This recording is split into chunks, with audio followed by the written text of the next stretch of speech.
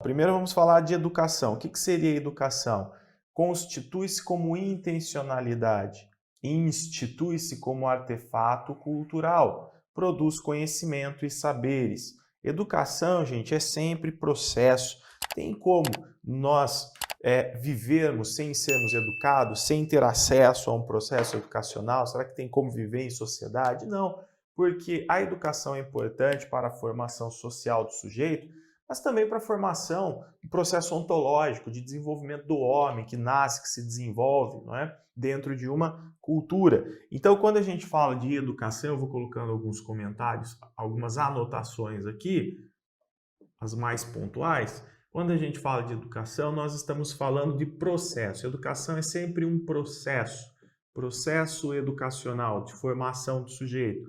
E nesse processo, o sujeito passa por socialização, o sujeito passa por humanização.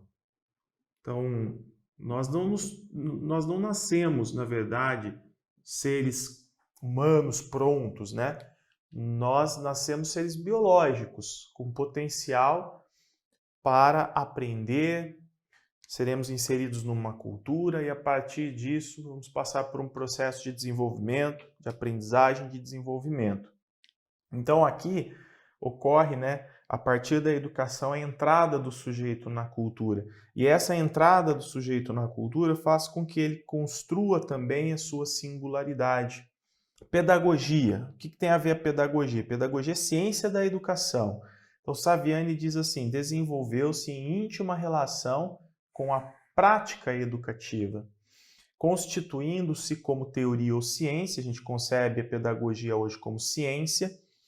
Um dos primeiros a identificarem a pedagogia, um dos primeiros intelectuais a identificar a pedagogia como ciência e realmente cravar a importância dela como ciência, uma ciência que irá orientar a prática educativa, o trabalho do professor, foi o Herbart. Tá? O Herbart, apesar de nós falarmos de Comênios, a gente vai falar aqui do Comênios, a gente tem que entender que o Herbart foi um nome muito importante, né? O Herbart, que é um expoente da educação tradicional, um nome forte da educação tradicional, mas que via na pedagogia uma ciência ali muito importante para orientar a prática do professor.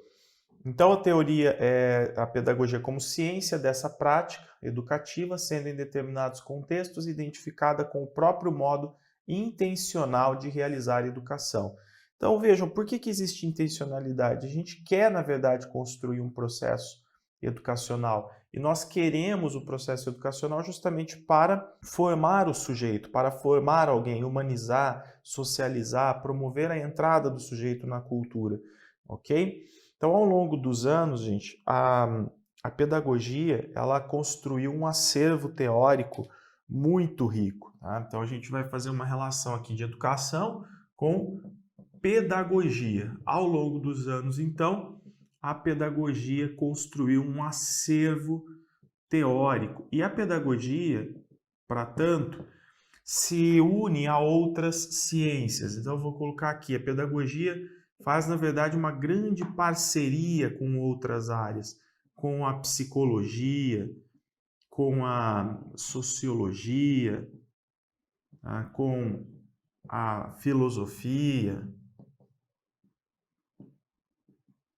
etc. Tá? Com outras ciências. A pedagogia se relaciona com as outras ciências e isso contribui para que ela crie esse acervo teórico. E quando a gente fala de acervo teórico, nós estamos falando então de uma ciência que desenvolve ali pensamentos, ideias, né? Teorias sobre como nós podemos organizar a educação. Então vejam a importância da pedagogia, ciência da educação.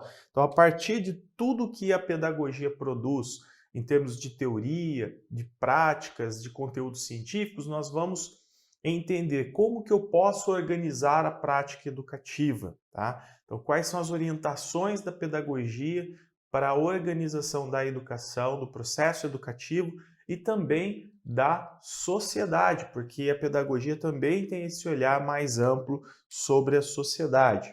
E nesse caso, a gente organiza a educação, para ficar claro, né? A gente organiza a educação olhando para o contexto, tá? Então, resumidamente, a pedagogia nos ajuda, nos auxilia na organização do processo educacional, sempre olhando para o contexto. Em que sociedade nós estamos, para que eu possa organizar a educação, a prática educativa e, obviamente, que essa prática educativa forma o sujeito e isso reflete na sociedade novamente. Além disso, pessoal, o que nós temos que entender? Será que existe uma fórmula mágica para a gente organizar os processos educativos? Não há fórmula mágica. E eu vou colocar isso como uma observação, tá? Então, não há fórmula mágica, um método infalível que dê certo em qualquer contexto. Então, a pedagogia, nós temos que entender a pedagogia muito mais como um conjunto, né, como um acervo teórico dentro do qual eu posso refletir e buscar opções para um determinado contexto, do que uma ciência que me traz já um caminho pronto.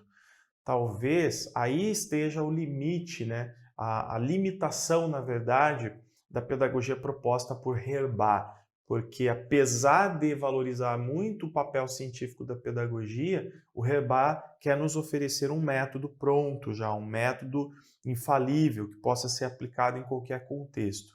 E pensando no mundo complexo de hoje, não é possível nós desenvolvermos um método infalível, mesmo recorrendo ao acervo teórico da pedagogia, para atender qualquer demanda em qualquer contexto social, tá? Então não existe fórmula mágica para educar o ser humano. A gente precisa discutir constantemente qual é a melhor formação, o que nós queremos para as crianças. Depende muito de cada contexto, até porque a sociedade é que vai definir ali o que é importante e o que não é.